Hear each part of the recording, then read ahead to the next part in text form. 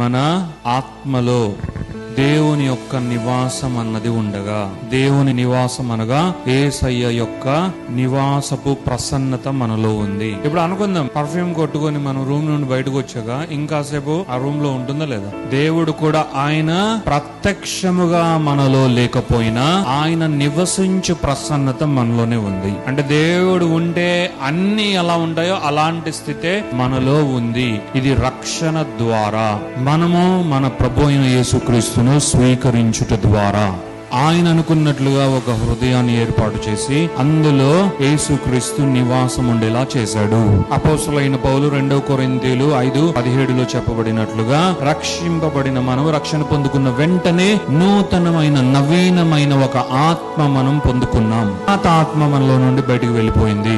చెడిపోయిన ఆత్మ మనలో నుండి తీసివేయబడింది. బలముగా పరిశుద్ధాత్మ దేవుడు మనలో నుండి ఈ పాత ఆత్మను తీసివేసి గలతీయులు 4:6 చెప్పబడిన యేసుక్రీస్తు పోలిన ఆత్మను, ఇంకా చెప్పాలి అంటే కుమారుని ఆత్మనే మనలోనికి పంపించడం జరిగింది. యేసుక్రీస్తు ఆత్మ ఎంత గొప్పగా ఉంటుందో అలాంటి ఆత్మనే మనలోనికి కూడా తండ్రి అయిన దేవుడు యేసయ్య పరిశుద్ధాత్మ దేవుడు పంపించాడు.